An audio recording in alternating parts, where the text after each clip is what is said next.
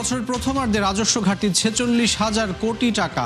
সবচেয়ে দুরবস্থা প্রত্যক্ষ আয়করে লক্ষ্যমাত্রা অর্জন নিয়ে শঙ্কা।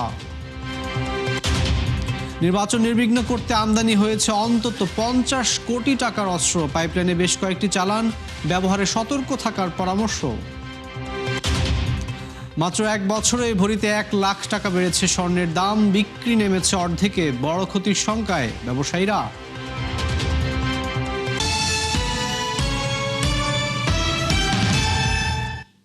স্বাগত ৭১ বিজনেসে, আপনাদের সাথে আছি আমি রাকিব আল জাবেদ। শুনছিলেন শিরোনাম, এবার জানাবো পুরো খবর। অর্থ বছরের ৬ মাসে রাজস্ব ঘাটতি ৪৬,০০০ কোটি টাকা। জুলাই থেকে ডিসেম্বর পর্যন্ত ২,৩১,০০০ কোটি টাকা লক্ষ্যমাত্রার বিপরীতে সংস্থাটি সংগ্রহ করতে পেরেছে ১,৮৫,০০০ কোটি। যদিও বছর ব্যবধানে বেড়েছে ১৪.১৯%। তথ্য বলছে যে শুধু ডিসেম্বরে আদায় হয়েছে ৩৬,১৯১ কোটি। বিপরীতে লক্ষ্যমাত্রা ছিল ৫১,০০০ কোটি টাকা। ৬ মাসে প্রধান ৩ খাতের মধ্যে সবচেয়ে বেশি ২৩,৫০০ কোটি টাকা ঘাটতি রয়ে গেছে আয় ও ভ্রমণ কর থেকে। আর ঘাটতি কম ছিল স্থানীয় মূসকে।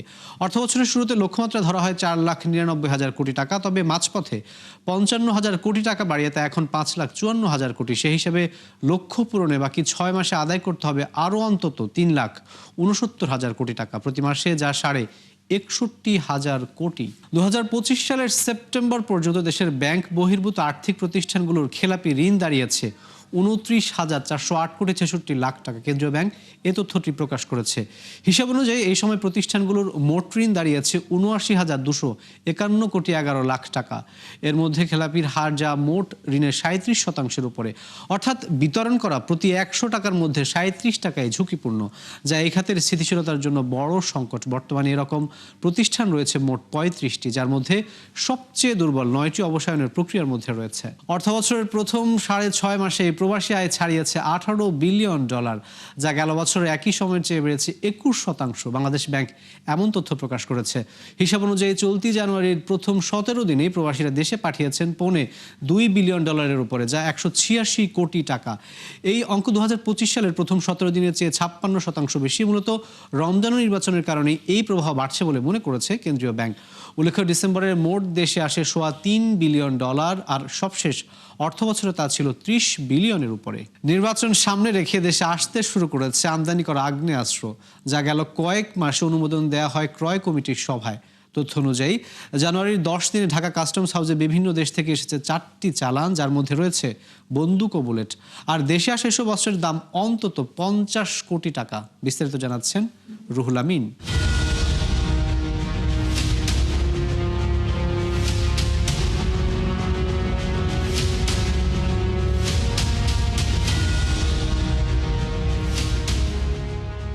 এবারের নির্বাচন সুষ্ঠু করতে মাঠে থাকছে বিভিন্ন বাহিনীর প্রায় ৯ লাখ সদস্য। এর মধ্যে সবচেয়ে বেশি ৬.৫ লাখ আনসার, থাকবে ১.৫ লাখ পুলিশ, ১ লাখ সেনা সদস্য এবং ৩৭,০০০ বিজিবি। তবে নিরাপত্তা ও শৃঙ্খলা বাড়াতে এবারের বাড়তি প্রস্তুতি হিসেবে আমদানি করা হচ্ছে বেশ কিছু অস্ত্র। গেল কয়েক মাসে যার অনুমোদন দেয়া হয় ক্রয় কমিটির সভায়। এই উদ্যোগের মধ্যে বাড়তি নজর রয়েছে আনসার বাহিনীর ওপর। অস্ত্র আমদানির তথ্য অনুযায়ী বেসামরিক এই বাহিনীর জন্য ১০ জানুয়ারি তুরস্ক থেকে আমদানি করা হয় ৭২ ক্যারেট ১২ বোর শটগান। আর গত ৫ মাসে এসেছে আরও ৯টি অস্ত্রের চালান, যার মধ্যে ছিল শটগান ও গুলি। গত নভেম্বরে আনসার সদস্যদের জন্য ১৭,০০০ শটগান কেনার অনুমোদন দেয় ক্রয় সংক্রান্ত উপদেষ্টা কমিটি। এজন্য ব্যয় ধরা হয় ৩৫ কোটি টাকা। 7টা কনসাইনমেন্ট মনে হয় আর কি হচ্ছে, কিন্তু মাল এসে পৌঁছায় নাই। তাদের যা টেন্ডারের শিডিউল ছিল এই অর্ধেক আর কি মাল এসে পৌঁছেছে। সব একটা আর কি শটগান। গত ৬ জানুয়ারি তুরস্ক থেকে পুলিশের জন্য একটি চালান আসে ঢাকা কাস্টমস হাউসে, যেখানে আছে ১০ প্লেট বুলেট। গত বছরের শুরুতেও সংস্থাটির জন্য আসে ৭টি চালান। আমদানি করা হয় সাবমেশিন গান, পিস্তল, রাইফেল, সাউন্ড গ্রেনেড, টিয়ারসেল সহ নানা ধরনের অস্ত্র। কাস্টমসের নথি বলছে এই ৭ চালানের আমদানি মূল্য প্রায় ১৯ কোটি টাকা। এছাড়া নির্বাচন উপলক্ষে কেনা হয়েছে ১৯,০০০ বডি অন ক্যামেরা, আরও ৬,০০০ সরবরাহের পথে। ৬ ও ৭ জানুয়ারি বর্ডার গার্ড বাংলাদেশ বিজিবির জন্য এসেছে ২টি বন্দুকের চালান। এতে আছে 36 প্লেট 12 বোর শটগান। এই নিরাপত্তা বিশ্লেষক বলেন, লজিস্টিক সক্ষমতা বাড়ানোর পাশাপাশি বাহিনীগুলোর মধ্যে সমন্বয় থাকতে হবে, দৃশ্যমান ব্যবস্থা নিতে হবে অপরাধীদের বিরুদ্ধে। এইখানে সবাই সক্রিয়, সমন্বয় হয়েছে।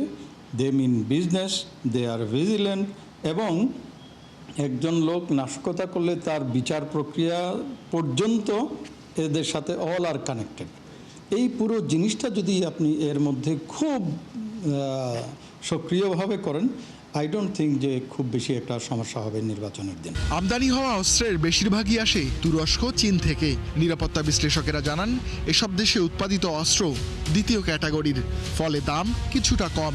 অস্ত্র আমদানিতে সামরিক বাহিনীগুলো শুল্কমুক্ত সুবিধা পেলেও কর পরিশোধ করতে হয় পুলিশ ও আনসার ভিটিপিকে। শ্রেণী বিভাগ করা আছে, এ ক্যাটাগরির কান্ট্রি, বি ক্যাটাগরির কান্ট্রি, সি ক্যাটাগরির কান্ট্রি। নির্ভর করছে আপনার রিকোয়ারমেন্টগুলো কি, তার উপরে ভিত্তি করে সর্বোচ্চ কমিটি যারা তারা নির্ধারণ করেন এ ক্যাটাগরি করব না বি ক্যাটাগরি করব না সি ক্যাটাগরি করব। নির্বাচনের মাঠে অস্ত্রের ব্যবহারে সতর্ক থাকার পরামর্শ দিয়েছেন বিশ্লেষকেরা। রুহুল আমিন, ৭১, ঢাকা। মাত্র এক বছরে ভরিতে 1 লাখ টাকা পর্যন্ত বেড়েছে স্বর্ণের দাম, আর চড়া দরের কারণে বিক্রি নেমেছে অর্ধেকেরও নিচে। অন্যদিকে বিয়ের মৌসুম হওয়া সত্ত্বেও মূল্যবান এই ধাতু কেনার সামর্থ্য নেই বেশিরভাগ ক্রেতারই। এমন অবস্থায় উভয় সংকটে পড়েছেন ব্যবসায়ী ও ব্যবহারকারীরা। অন্যদিকে বাজুস বলছে, দাম না কমলে ক্ষতিতে পড়বে বড় বিনিয়োগ।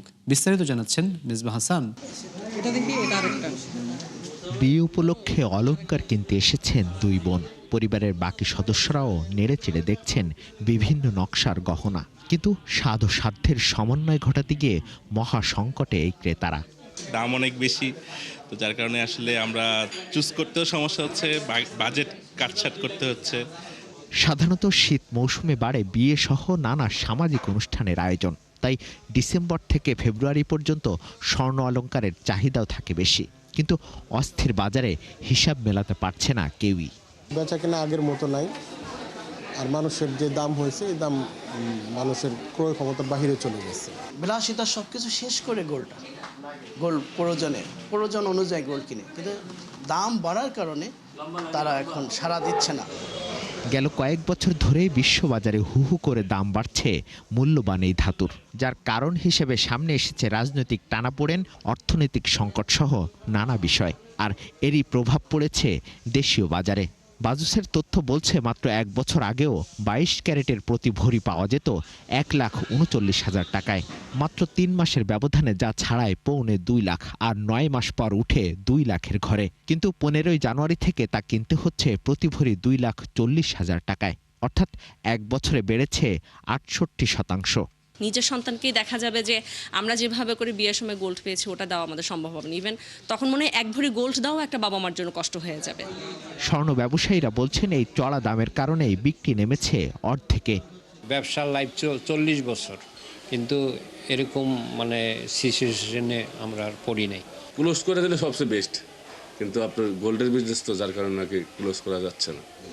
তথ্য অনুযায়ী জানুয়ারির প্রথম 15 দিনেই 7 বার মূল্য সমন্বয় করেছে বাজুস। সংগঠনটির সভাপতি বলছেন, দাম না কমলে ক্ষতিতে পড়বে মোটা বিনিয়োগ।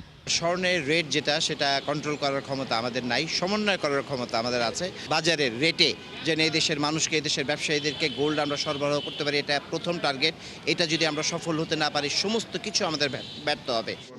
বিশ্ব অর্থনীতি খানিকটা স্থিতিশীল হলে দেশীয় বাজারে স্বর্ণের দাম সহনীয় হবে বলে মত ব্যবসায়ীদের। মিসবাহ হাসান, ৭১, ঢাকা। আড়াই মাস পর আবারও 5,000-এর ঘরে উঠেছে ডিএসইর সাধারণ সূচক। এদিন লেনদেন হয়েছে 474 কোটি টাকা। সপ্তাহের প্রথম কার্যদিবসে হাত বদল হওয়া 389টি শেয়ারের মধ্যে দাম বেড়েছে 290টির, আর কমেছে 42টির। অপরিবর্তিত ছিল 57টি শেয়ারের দাম। ডিএসইর প্রধান সূচক ডিএসইএক্স আগের দিনের চেয়ে 76 পয়েন্ট বা 1.54% বেড়েছে। এর আগে সবশেষ গত 27 নভেম্বর তা ছিল 5,028 পয়েন্ট। এরপর আর 5,000-এর ঘর অতিক্রম করতে পারেনি। দেখতে দেখতে ঢাকা আন্তর্জাতিক বাণিজ্য মেলার 2 সপ্তাহ শেষ। এবার প্রথমার্ধে দর্শনার্থী সমাগমে জমজমাট হয়ে উঠেছে পূর্বাঞ্চলের বাংলাদেশ চীন মৈত্রী প্রদর্শনী কেন্দ্র। এতে রপ্তানিমুখী শিল্পের উদ্যোক্তারা সন্তুষ্টি প্রকাশ করলেও অসন্তোষের সুর ছিল খুচরা বিক্রেতাদের কণ্ঠে। ক্রেতাদের অভিযোগ, চড়া দাম, পণ্যের নতুনত্বে ঘাটতি। এর মাঝেই সরকারের রাজস্ব ভাণ্ডারে জমা পড়েছে প্রায় 1 কোটি টাকা। বিস্তারিত জানাচ্ছেন রাকিব হোসেন। রাজধানীর কুড়িলের বিআরটিসি শাটল বাস স্টপেজ 5 মিনিট পরপরই দেখা যাচ্ছে এমন লম্বা লাইন। যাত্রীদের গন্তব্য পূর্বাচল আন্তর্জাতিক বাণিজ্য মেলা। বিআরটিসি কাউন্টারের চেয়ে কয়েক গুণ বেশি মানুষের সমাগম মেলার মূল ফটকে। কেউ ই-টিকিট দেখিয়ে মেলায় প্রবেশ করছেন, আবার কেউ পুরনো ব্যবস্থায়। সমানতালে দর্শনার্থীরা বের হচ্ছেন ঘোরাঘুরি আর কেনাকাটা শেষে। তবে ছুটির দিনের বাস্তবতা এমন হলেও অন্যদিন চাপ থাকে কম। মেলা মানেই তো গ্যাদারিংটাই এনজয় করেছি, বাট কোনো বিশৃঙ্খলতা ছিল না, গুড। এবং বিআরটি সার্ভিস খুবই ভালো হয়েছে, পরিবেশ সুন্দর, ভালোই লাগছে। আমরা প্রত্যেক বছরে আসি, অনেক ভালো লাগতেছে। আমার মনে হয় বিভিন্ন জায়গায় যদি একটু বসার ব্যবস্থা করে দিত, এটা মনে কর্তৃপক্ষ অনেক ভালো হতো। বরাবরের মতোই রান্নার কাজে ব্যবহৃত বাসনপত্র ও সরঞ্জামের স্টলে ক্রেতাদের উপচে পড়া ভিড়। ব্যস্ততা ছিল অন্য সব পণ্যের দেশি বিদেশি স্টলগুলোতেও। তবে বিকিনিতে ক্রেতাদের মতোই মিশ্র প্রতিক্রিয়া জানালেন উদ্যোক্তারা। এগুলো বাজারে এখনো আসে নাই, এই মেলাতে প্রথম ডিসপ্লে করেছে, আমরা সেখান থেকে নিলাম। আমার কেনার আরো অনেক বেশি আগ্রহ ছিল, সেটা এখানের যে মূল্য, যে দাম তালিকা আসলে অনেক হাই রেঞ্জ। আমরা বন্ধের দিনগুলোতে মোটামুটি স্যাটিসফ্যাক্টরি সেল আমাদের ভালো হচ্ছে। এবারও প্রচুর ক্রাউড, প্রচুর কাস্টমার আসছে, কিন্তু এবার একটু দামাদামি বেশি করছে, একটু কম প্রাইজের প্রোডাক্ট চাচ্ছে। মানুষ আসতেছে, দেখতেছে বা আমাদের ফ্যাক্টরির ডিটেলস নিচ্ছে। এটা হচ্ছে আমাদের ওই প্রত্যাশার জায়গাটাই ওইটা, কিন্তু এখানে এসে যে রিটেল সেলটা এইটা এখনো প্রত্যাশার জায়গায় আমাদের আসেনি। 4 শতাধিক জনবল আর 200 শাটল বাস নিয়ে মেলায় যাত্রী সেবা দিচ্ছে বিআরটিসি। সংস্থাটির দাবি, নির্বাচনী ডামাডোলের মাঝেও কমেনি দর্শনার্থীদের চাপ। তবে টিকিট সরবরাহকারী প্রতিষ্ঠানের তথ্য মতে গেল 14 দিনে মেলায় প্রবেশ করেছেন মাত্র 3.5 লাখ মানুষ। রেফারেন্সে যে ব্যাপারটা আসে যে আমি তার লোক বা সে আমার লোক, এই যে একটা গেট থেকে যে একটা বড় অঙ্কের মানুষ যেখানে ঢুকতেছে, এটা নিয়ে আজকে আমাদের মিটিং হয়েছে বিভিন্ন আইনশৃঙ্খলা বাহিনীর সাথে। প্যাসেঞ্জার সংখ্যা বৃদ্ধি পেয়েছে এবং এতগুলো গাড়ি, প্রায় 200টা গাড়ির অ্যারেঞ্জমেন্ট করা, এখানে জায়গার সংকলন রয়েছে। কম জায়গাতে বেশি সংখ্যক প্যাসেঞ্জার মেইনটেইন করা এটা কঠিন হচ্ছে। 30তম আসরের প্রথমার্ধ শেষে কাস্টমস ও ভ্যাট কমিশনারের ঢাকা পূর্বের রাজস্ব তহবিলে জমা হয়েছে প্রায় 1 কোটি টাকা, যা গেল বছরের আয়ের 4 ভাগের 1 ভাগ। অথচ এবার প্রায় 6 কোটি টাকার রাজস্ব আয়ের লক্ষ্য সংস্থাটির।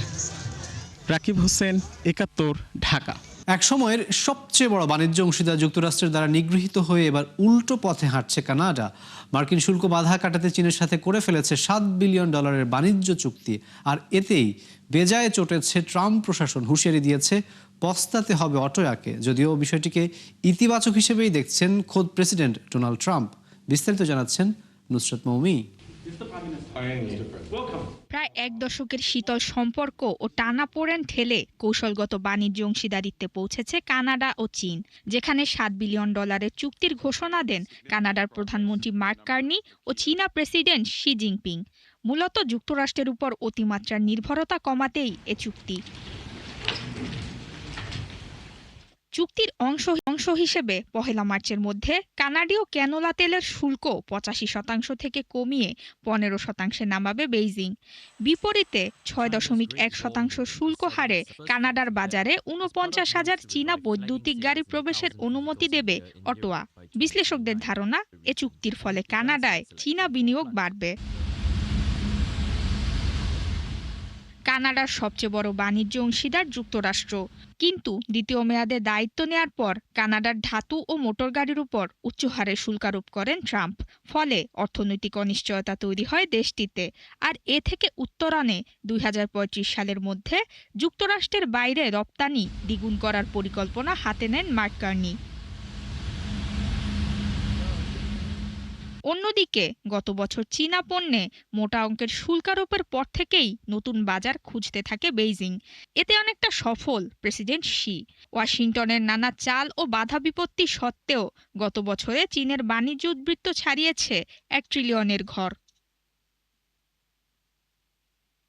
অবশ্য এ চুক্তিকে বেশ ইতিবাচক হিসেবে দেখছেন মার্কিন প্রেসিডেন্ট ডোনাল্ড ট্রাম্প।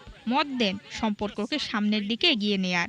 তবে চুক্তির সমালোচনা করে ভিন্ন কথা বলছেন মার্কিন বাণিজ্য প্রতিনিধি জেমিসন গ্রিয়ার। মন্তব্য করেন, এ চুক্তির কারণে কানাডাকে পস্তাতে হতে পারে। 2024 সালে চীনা বৈদ্যুতিক গাড়িতে 100% এবং ইস্পাত ও অ্যালুমিনিয়ামে উচ্চ শুল্ক আরোপ করে কানাডা। বিপরীতে কানাডিয়ান কৃষি ও খাদ্যপণ্যে শুল্ক আরোপ করে চীন। ফলে কমে যায় দ্বিপাক্ষিক বাণিজ্য, বছর শেষে যা দাঁড়ায় $85 বিলিয়নে। নুসরাত মৌমি, ৭১। দর্শক, এই ছিল ৭১ বিজনেসের এখনকার আয়োজন। সরাসরি সংবাদ অনুষ্ঠান দেখতে চোখ রাখুন ৭১-এর ফেসবুক পেজ এবং সাবস্ক্রাইব করুন ৭১ ইউটিউব চ্যানেল। থাকুন ৭১-এর সাথে।